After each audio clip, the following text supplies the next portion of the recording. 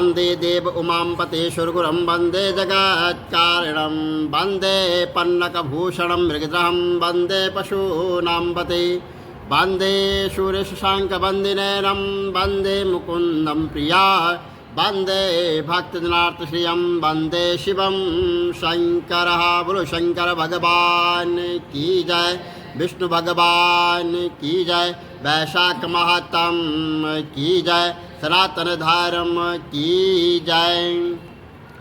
श्री भगवान जी बोले कि हे लक्ष्मी, जो पुरुष श्री गीता जी का पाठ करते हैं उनके स्पर्श मात्र से ही अदम देह छूटकर मुक्ति को प्राप्त होती है।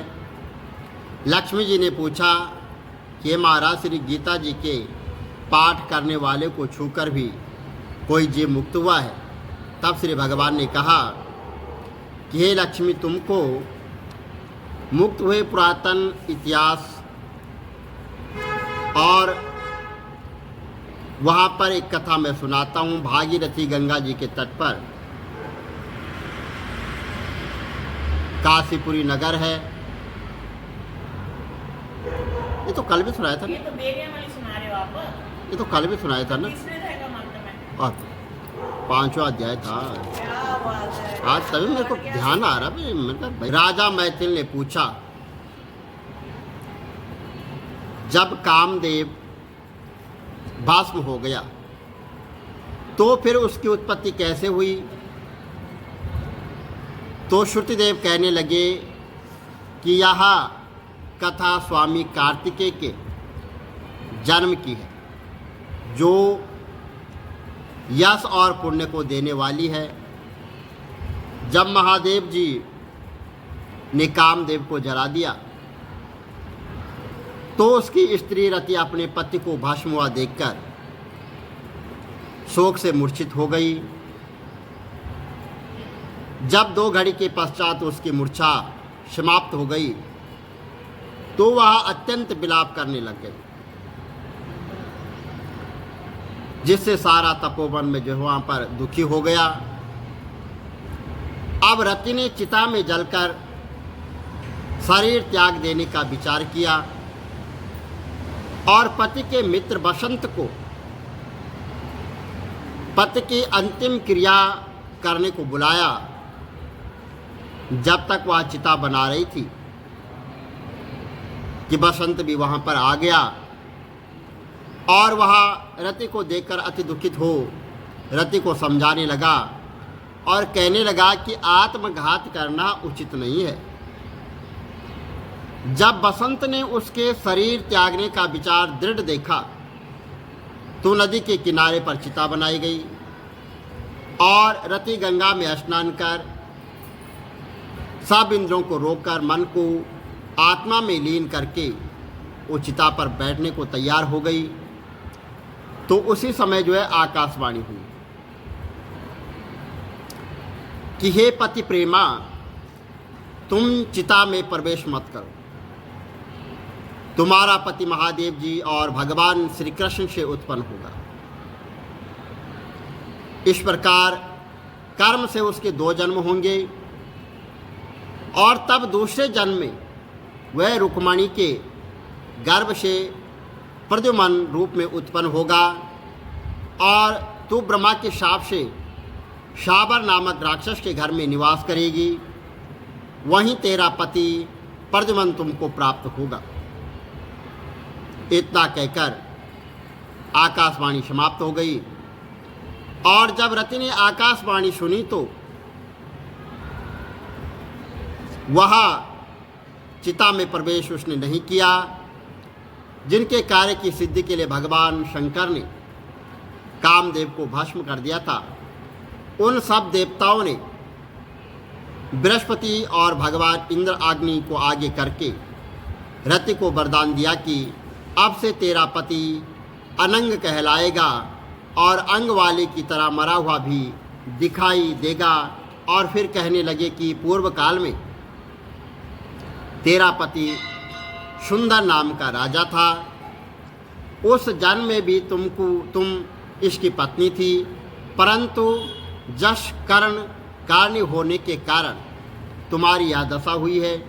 और अब वैशाख मास में मंदाकिनी नामक नदी में स्नान करके मधुसूदन भगवान का पूजन तथा उनकी दिव्य कथा सुनने से तुम्हारा पति अवश्य तुमको मिल जाएगा। रति को इस प्रकार वरदान देकर सब देवता अपने अपने स्थान को चले गए और रति ने भी कलेश से निवृत्त होकर मेघ की संक्रांति ने वैशाख में गंगा स्नान कर पवित्र से अक्षुण अशयन व्रत को धारण किया। इस व्रत के करने से उसी समय कामदेव दिखाई दिए। उसने वैशाख मास में कर्तव्य धर्म नहीं किया था, इसी कारण परमात्मा का पुत्र होने पर भी अंगहीन हुआ। श्रुतदेव कहने लगे कि जब महादेव पार्वती जी के सम्मुख खड़े हुए, अंतर्ध्यान हो गए, तो पार्वती जी खड़ी रह गई और सोचने लगे कि अब क्या किया जाए। तब उसके पिता हिमालय उन्हें अपने घर ले गए, परंतु माता पार्वती भगवान श्री कृष्ण, भगवान श्री शंकर के गुणों पर इतनी मुग्ध हो गई कि उसने अपने मन में ठान लिया कि भगवान शंकर ही मेरे पति होंगे। और वह अपने माता पिता को समझाने पर भी कुछ विचार कर भगवान शंकर की मूर्ति अपने मन में धारण करके गंगा तट पर जाकर घोर तप करने लगी। भोजन आदि छोड़कर तप करते करते बड़ी बड़ी जटाएं उनके सिर पर हो गई और इस प्रकार 1000 वर्ष तक भगवान शंकर की आराधना करती रही। एक दिन सायंकाल के समय महादेव जी माता पार्वती की परीक्षा करने के लिए ब्रह्मचारी वेश धारण कर उनकी पर्णकुटी में आकर उनकी अचल भक्ति देखकर कहने लगे कि हे भद्रे, जो तुम्हारे मन में हो वह वरदान मांगो। तब पार्वती जी कहने लगी कि मैं यही वरदान चाहती हूँ कि आप मेरे पति हो। तथास्तु कहकर भगवान शंकर ने सप्त ऋषियों को बुलाया और उपस्थित होने पर उन्हें आज्ञा दी कि तुम जो है हिमालय के पास जाकर वहाँ पर विवाह का प्रस्ताव रखो। 7 ब्रह्मवादी ऋषि हिमालय के घर पहुँचे और राजा ने उनका यथोचित पूजन करके उनका सत्कार किया। और ऋषियों ने कहा कि हे राजा, हिमालय तेरी कन्या पार्वती पहले दक्ष की कन्या सती थी, जिसने अपने पिता के यज्ञ कुंड में गिरकर अपने प्राण त्याग दिए थे और इनका पानी ग्रहण करने के योग्य सिवाय शिव के और कोई नहीं है।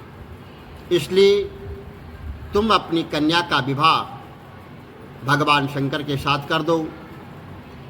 तब हिमालय ने कहा कि मेरी कन्या तो छाल के वस्त्र पहनकर गंगा तट पर भगवान शिव जी के साथ विवाह करने के लिए घोर तप कर रही है। सो उनके मनोकामना पूर्ण हुई। आप महादेव जी को जाकर कह दें कि मैं प्रीतिपूर्वक अपनी कन्या उनको अर्पण कर चुका हूँ, आप उसको अंगीकार कीजिए। उधर सप्त ऋषि भी महादेव जी के पास पहुँचे और निश्चित तिथि पर लक्ष्मी आदि सब देवी और भगवान विष्णु आदि सब देवताओं के समक्ष विवाह हुआ। जब भगवान शंकर माता पार्वती के संग नित्य रमण करते हुए परंतु गर्भ स्थिति न हुई तो देवताओं को अति चिंता हुई और सब इसके कारण को सोचने लगे। फिर विचार कर अग्निदेव को बुलाया गया और उनको समझाया कि जिस समय महादेव जी रमण कर चुके तो तुम उनके सामने चले जाना। पार्वती तुमको देखकर लज्जा के मारे वहाँ से हट जाएगी और तुम भगवान शिव को अपनी बातों में लगा लेना और शिष्य समान बहुत से वहाँ पर भगवान शंकर से प्रश्न करना तथा समय लग जाने पर माता पार्वती जी के गर्भ की स्थिति हो जाएगी। अग्निदेव ने ऐसा ही किया और रमन के समय वहाँ पर पहुँचे, पर पार्वती वस्त्रहीन होने के कारण लज्जा के मारी रमन छोड़ एक तरफ हो गई भगवान शंकर को ऐसे समय अग्निदेव का आना बहुत बुरा लगा और उन्होंने श्राप दिया कि मेरा वीर तुम्हारे उदर में प्रवेश करे। तब अग्नि से उस वीर को अपने उदर में अग्नि ने ग्रहण कर लिया और 10 महीने बीत जाने पर उस तेज वीर को गंगा जी में डाल दिया गया। गंगा जी भी उसको सहन न कर सकी और उसको शरकंडों में फेंक दिया गया और वहाँ पर उसके 6 भाग हो गए। तब ब्राह्मणों ने 6 कन्याओं को वहाँ पर भेजा। उन्होंने उन 6 भागों को जोड़ा जिससे वह मुख और एक अंग ऐसे आकृति का बालक बन गया। वह बहुत दिनों तक उन शरकंडों में पड़ा रहा। तो एक दिन महादेव जी और माता पार्वती अपने नंदी जी पर चढ़े जा रहे थे कि सहस पार्वती के स्तनों से दूध की धारा बहने लगी। तब माता पार्वती जी ने महादेव जी से इसका कारण पूछा। तो महादेव जी बोले कि हे देवी, मैं इसका कारण कहता हूँ। देखो, यहाँ पास में ही तुम्हारा पुत्र पड़ा हुआ है। और फिर भी महादेव जी ने पिछली सारी कथा माता पार्वती को सुनाई और कहा कि उसी को देखकर तुम्हारे स्तनों से दूध आ गया, क्योंकि वह तुम्हारा ही पुत्र है। महादेव जी की यह बात सुनकर माता पार्वती जी ने उस बालक को उठा लिया तथा अपनी गोदी में बिठाकर उसको अपने स्तनों का दूध पिलाने लगी। इस प्रकार माता पार्वती जी पुत्र स्नेह में मुग्ध होकर उनको कैलाश में ले गई और उसका पालन पोषण करने लगी। तो श्रुतिदेव जी कहने लगे कि राजन, यहाँ कुमार के जन्म की कथा मैंने तुमसे कही है और अब आगे और क्या सुनना। श्री भगवान जी बोले कि हे लक्ष्मी, 5वें अध्याय का मातम्य सुनो। एक ब्राह्मण पिंगल नाम का अपने धर्म से भ्रष्ट हुआ। वह कुसंग में बैठे जो है मच्छी मांस खाता था, मदिरा का पान करता था, जुआ खेलता था। देव योग से वह पिंगल एक राजा के यहाँ नौकर हो गया और राजा के पास और लोगों की चुगलियाँ किया करता। जब बहुत दिन बीत गए तब वह धनवंत हो गया। तब उसने अपना विवाह कर लिया, परंतु स्त्री व्यभिचारिणी आई, वह स्त्री को मारता। उस स्त्री ने दुखी होकर अपने पति को विष दे दिया। वह ब्राह्मण मर गया। उस ब्राह्मण ने गिद्ध का जन्म पाया। कुछ काल पीछे वह स्त्री भी मृत्यु को प्राप्त हो गई। उसने तोते का जन्म पाया। तब वह एक तोते की स्त्री हुई और एक दिन उस तोती ने तोते से पूछा कि ये तोते, तूने तोते का जन्म क्यों पाया? तो तोता बोला कि हे तोती, मैं अपने पिछले जन्म की कथा सुनाता हूँ। मैं पिछले जन्म में ब्राह्मण था, अपने गुरु की बात नहीं मानता था। मुझको गुरुजी ने श्राप दिया और कहा कि जा तू तोते का जन्म पाएगा। इस कारण तोते का जन्म पाया। अब तू ये बता कि किस कारण से तू तोती हुई है। तो उसने कहा कि मैं पिछले जन्म में ब्राह्मणी थी। एक दिन मैंने अपने पति को विष दे दिया और वह मर गया। और एक दिन वह तोती वन में बैठी थी, वहाँ पर एक गिद्ध आया। तो तोते ने उस गिद्ध ने पहचाना और गिद्ध ने तोती को मारने चला गया। तो आगे जो है तोती पीछे पीछे, गिद्ध जाते जाते तोती एक शमशान भूमि में थक कर वहाँ पर गिर पड़ी। वहाँ एक साधु का वहाँ पर संस्कार हो रहा था। साधु की खोपड़ी वर्षा के जल के साथ भरी हुई थी और वह उसमें गिरी। इतने में ही गिद्ध आया और तोती को मारने लगा।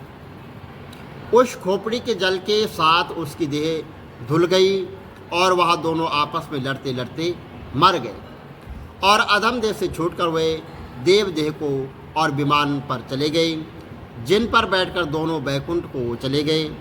वह खोपड़ी एक साधु की थी जो श्री गीता जी के 5वें अध्याय का पाठ करता था और वह परम पवित्र था। उसके जल से दोनों पवित्र हो गए।